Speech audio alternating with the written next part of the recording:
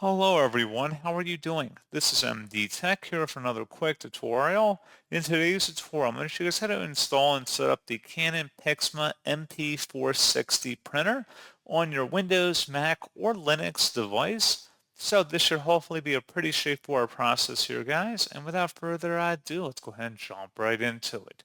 So all you have to do is open up a web browser, doesn't matter which one, and into Google search, you want to look for Canon PIXMA MP460 support. Go ahead and search for that. Best result should be from a Canon domain. This is Canon support for PIXMA MP460. Go ahead and open that up.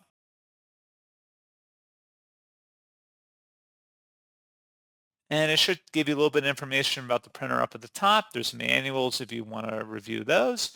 But we're going to scroll down here underneath downloads and expand the software and driver section. You can select and identify your operating system as well as version number if it's not correctly being displayed here. And then just scroll down to the following category here and select the My Printer file and then the download button for that. And once it's downloaded to our downloads folder, go ahead and open that up to run it and select yes if you receive a user account control prompt. You can also close out of the browser at this time.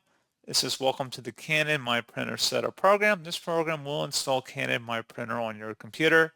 Select Next, select your region, your country, accept the license agreement, and if you wish to change the destination folder, you can, or the installation folder. You can make that selection here, but we're going to select Next to skip over that.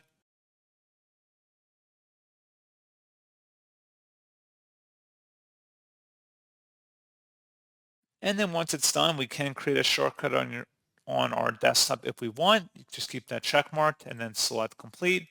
And if you were to open it up, hopefully your printer would be detected. If not, you can select diagnose and repair printer to walk through the on-screen troubleshooting guides of how to troubleshoot common issues.